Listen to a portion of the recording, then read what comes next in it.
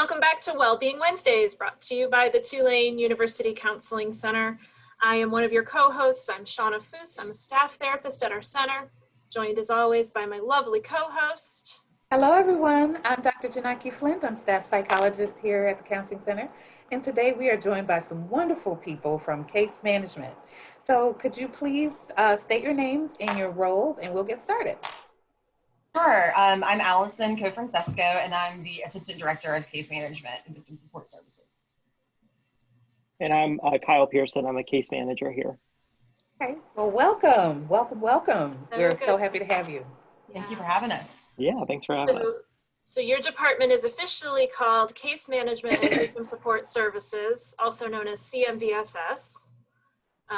Can you guys just tell us a little bit in general what your office does? Sure. So we have kind of three, major buckets. I think the easiest one to explain is victim support.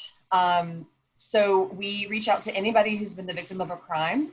And so that can look, very different. We reach out to people that have, it's like crime to persons. So like stolen computers, things like that, but also, crime to property, but then also crime to persons, which is, physical assault to sexual assault, armed robbery, anything like that.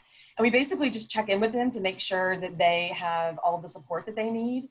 We make sure that they know about the resources that are on campus. If for some reason they need us to help communicate with their professors, we assist them with that. And really just to make sure that they're, that they're okay. The other bucket would be short-term accommodations, which we assist students that have some sort of medical issue that does not qualify underneath the Americans with Disabilities Act. And so a lot of times that looks like concussions, some sort of injury to like a leg or a dominant hand, difficulty typing, things like that. And so we talk to them about different resources. During a semester where we don't have COVID, we have a golf cart where we can transport students from class to their residence hall or from class to class. And then we have kind of this general bucket that's case management, and a lot of things really fit into that, I guess. Students basically, if there's some sort of concern, we either reach out to students or sometimes they come to our office self-referral. And basically we just assist them with whatever they need. And a lot of times that's kind of logistically navigating the university. I think sometimes students, if they're experiencing, we end up dealing with a lot of students experience mental health concerns. And so if they're experiencing something like a mental health concern, it can be difficult to sort of know what your options are academically or to know sort of where to go to get help. So we kind of try to be like a one-stop shop to sort of help them navigate, what their options are. And we coordinate with financial aid, with academic advisors, with on and off-campus therapists, with professors, with just, a lot of different people, success coaches, just a lot of different people on campus trying to find kind of the best resources for their particular situation. I don't know if you would add anything, Kyle. Yeah, I mean, I would add, we sit on a lot of committees around campus that sort of discuss unique student situations to make sure that we're supporting everyone, especially those more significant situations that pop up. We all serve on our on-call system. So the student affairs on-call number that's posted everywhere is sort of manned by our office and housing and residence life directors. So and RDs and all of that. So I mean, we wear many hats. Yeah. Mm-hmm. Well, we've certainly enjoyed our partnerships and collaborations with your offices there. But so I wanted to ask a question because during this kind of pandemic season, it seems like things have been really picked up. And so I wanted to ask you guys, how has the pandemic kind of shifted or what has it created in your offices in terms of what you're doing for students here on campus? Yeah, Allison mentioned something, I think structurally a lot changed for us. one thing that we don't have this semester is the golf cart. For COVID reasons, we haven't been able to use that, which has presented some unique challenges. And so we found some other providers to kind of help us with that. I think, for a while we were sort of split staff here in the office to kind of thin out the numbers. And so a lot of us were working from home every once in a while, a lot of Zoom meetings. So things, I think, structurally shifted pretty significantly. But I mean, that also created a lot of really cool opportunities. I think for some students, the Zoom option is a really great way to connect with us, and a lot easier than having to come down to our office. In terms of focus, I think initially when we sent everyone home a year ago, our focus was really helping people transition back home, whether that is any of the challenges that might come along with moving back home and into that environment, and transitioning to online learning and some of the challenges that came with that. Our summer was spent sort of, working with students who were requesting to stay home for the semester and access courses remotely, and troubleshooting all those things, and helping to kind of get our campus protocols and the welcome center set up, and the infirmary and quarantine system set up. And then the fall came, and at least at the start of the fall, really a lot of our work was centered around some of the COVID cases that were coming and supporting those students. And so we've expanded our staff temporarily to help with that, and it's allowed us to kind of focus on what we generally do in our office. But I think that the COVID brought a lot of challenges too, academically and personally, for students that were in quarantine and might have needed longer term support, for students struggling to manage sort of the hybrid models of the classes that came about. I mean, it presented a lot of unique learning challenges that I think was difficult for some, or there was a learning curve for a lot of people with that. But also, the campus environment was really different this year. That presented unique challenges that we sort of had to find a way to meet. I think living, and I think we can all agree with this, living through a pandemic and all the little micro changes that we've all kind of had to adjust to is challenging. And I think everyone is a little bit more taxed than they usually are. And that has that kind of push-pull effect on everything else. And so I think COVID has been a through line in just about everything we've done this year. I don't know, Allison, if you have anything to add to that. No, I mean, I completely agree. I agree with everything that you just said. I think we didn't know exactly what to expect. I mean, nobody was expecting this pandemic. And so a lot of it, we just had to kind of adapt to, whether that's, personally, academically, logistically, it's just, we've all had to adapt. And, I think I'm really grateful for sort of being on a team where, I feel like we have good relationships so that we can sort of lean on each other, and kind of ask somebody to jump in, if they need to. If somebody needs to take a break, then they need to, we can figure that out. I mean, I've been really grateful for that, to be honest with you. But yeah, I think for our students, of course, this was going to be, a challenge and difficult. So I think we were just trying to kind of navigate it. Hopefully we've seen the light at the end of the tunnel. But yeah, another challenge I think is just, students being at home, and like Kyle said, dealing with whatever kind of challenges that brings, because sometimes, being quarantined with your parents, when you haven't been for quite some time, can be difficult for people.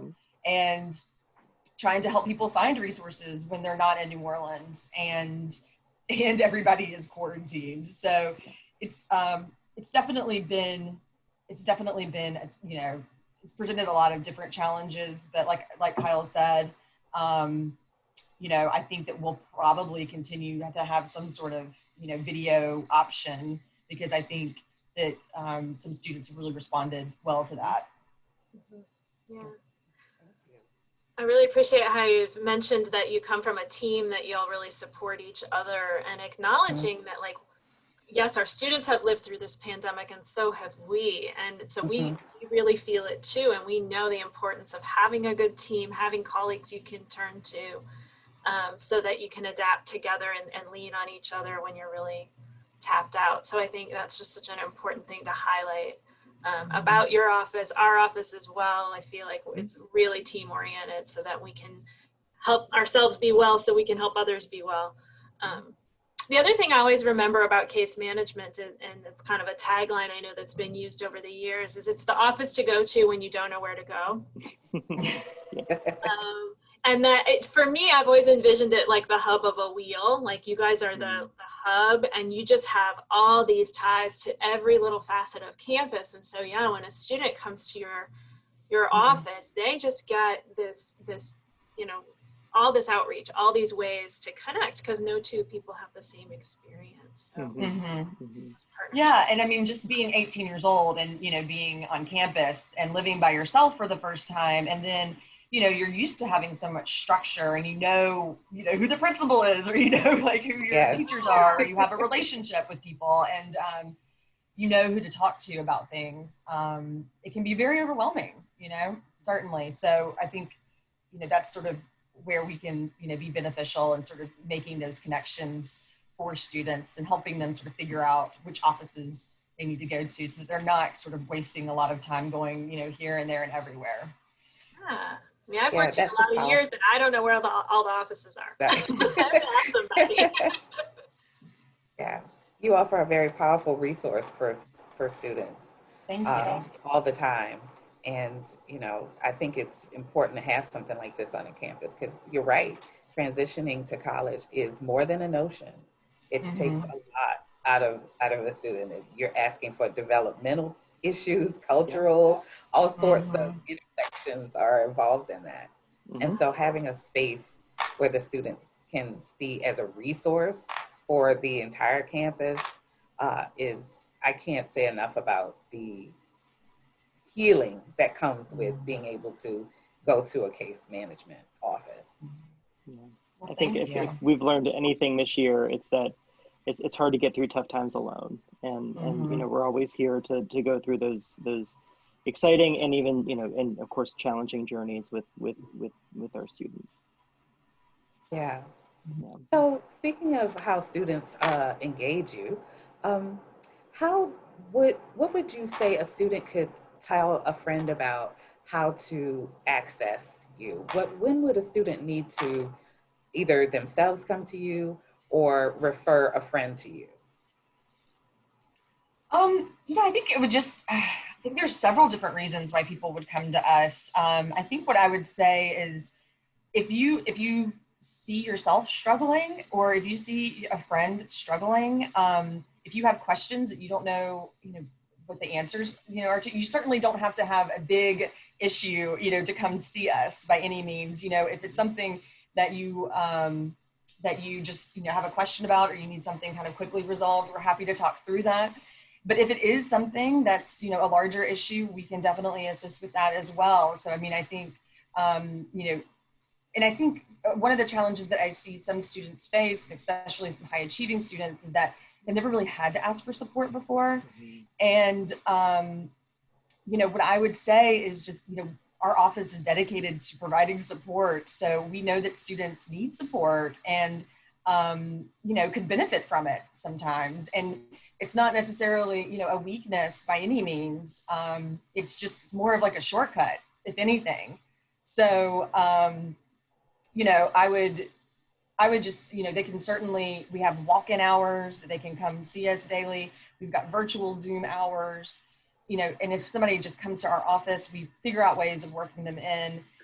You know, we have online calendars that people can access. You know, I would just, you know, advise them to, you know, certainly reach out to us. We can, you know, we're also, you know, talk on the phone, whatever, you know, so I mean, we're accessible a lot of different ways. But also we're accessible through the Tulane Concern Report, and we read all of those that come through. That's tulane.edu/concerns. We read through all of those, and then those get assigned out to case managers as appropriate. And then we reach out to students if, you know, whatever the concern might be. And, hopefully, sort of just take the first step in making that connection if students want it or need it. So that's also a really great spot too. And if friends are concerned about other students, or, you can also make those anonymously. If they're concerned that their name might be attached to it. We basically just, we would just like to help students, have like the best, well-being while they're here.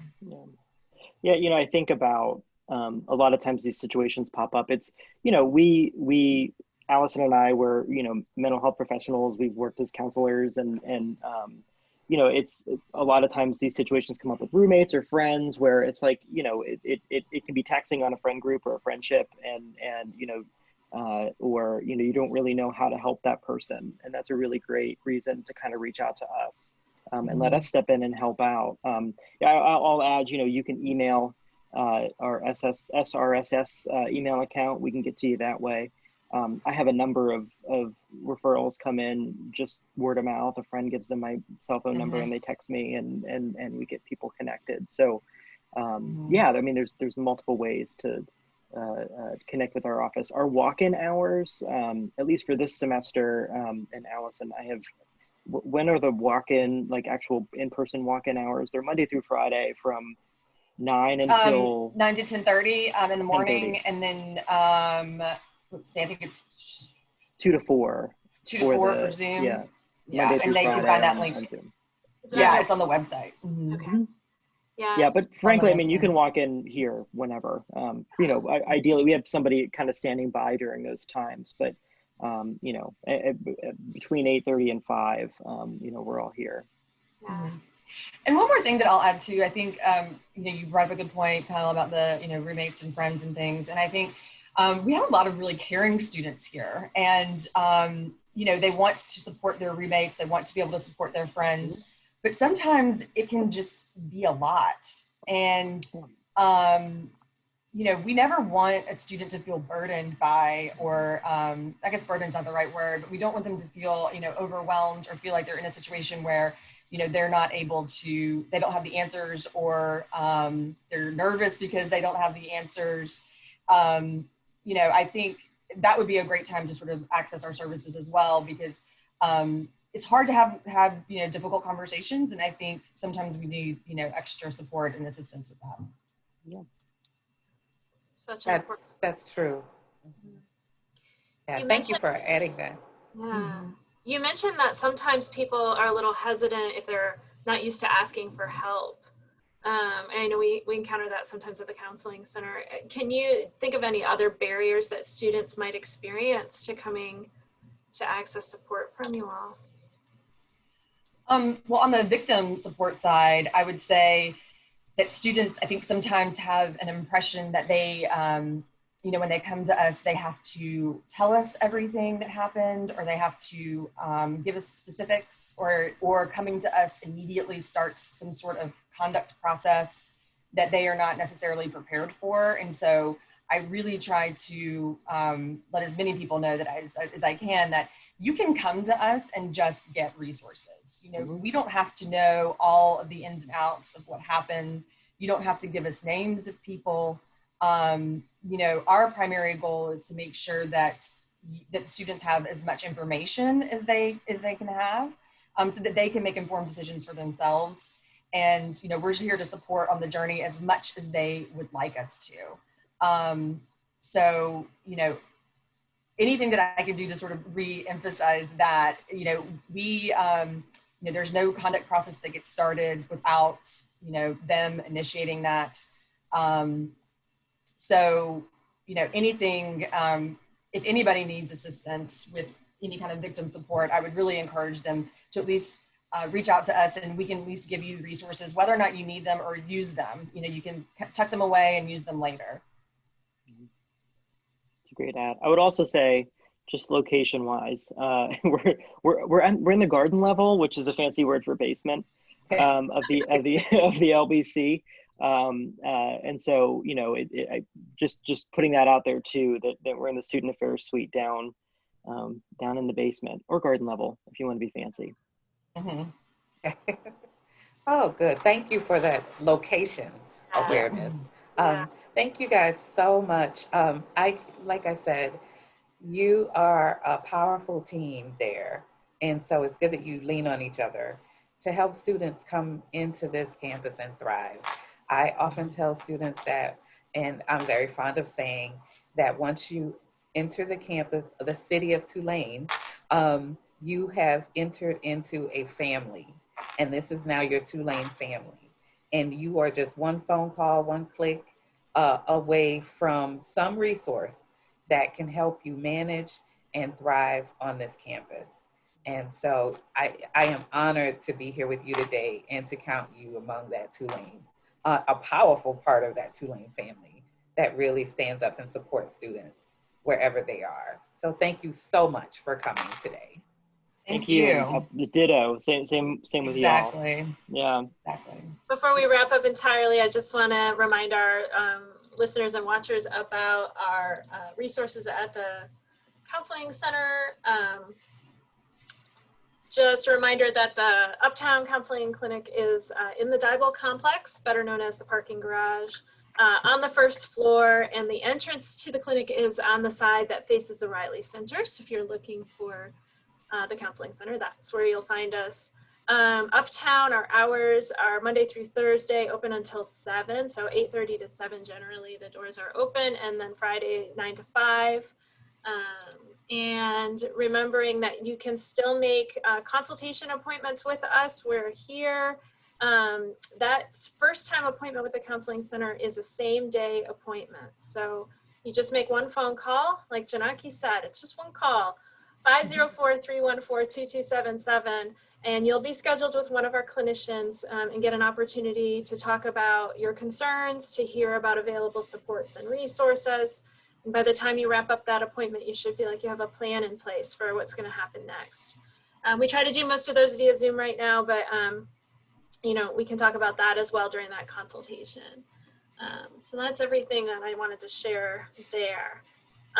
So I want to ask just really quickly if y'all have like any parting words for students right now. You're getting ready to launch into final exam season and then to transition and move somewhere usually. You know, some stay here in the city, but many have to return to their home state or home city or home country, and wondering kind of what are your little nuggets of wisdom you want to leave them with before we wrap this up. When you said that, the first thing that came to my mind was just breathe. Breathe. That's it. You know, I think, you know, a lot of times that can be really underestimated. A couple of really nice deep breaths. Ooh, sis, yes. Do some wonders. I have to remind myself sometimes. Right. So, just remember you know, sorry. I was going to say, just remember the foundational stuff. Breathe, obviously, but you know, eat regularly. Take care of your body. Get sleep, and take care of yourselves, because you know it is sort of a sprint here to the end, and you know, we're here to help you if you need it, but you can't get there unless you take care of yourselves, and you're in a good position to do that. So you know, that should always be one of your priorities. Is just, you know, keeping yourself healthy. Yes, thank you so much. Those are great words. We're all saying them. So it's good to see that the messages are getting reinforced. Yes, definitely. So make sure to look for case management and victim support services on their website, CMVSS. Don't forget about the concerns report, tulane.edu/concerns. And don't forget to follow Campus Health on all the social media. The handle is TU Campus Health, and you'll get new episodes of Wellbeing Wednesdays. They have regular episodes of 5 minutes of mindfulness, lots and lots of resources available to you when you want to access them. So thanks again, Alison and Kyle. Just great to see you both. Always wonderful to get to connect. Yeah, it's great to see y'all. Yeah. And with that, we will say goodbye and be well. Thank you.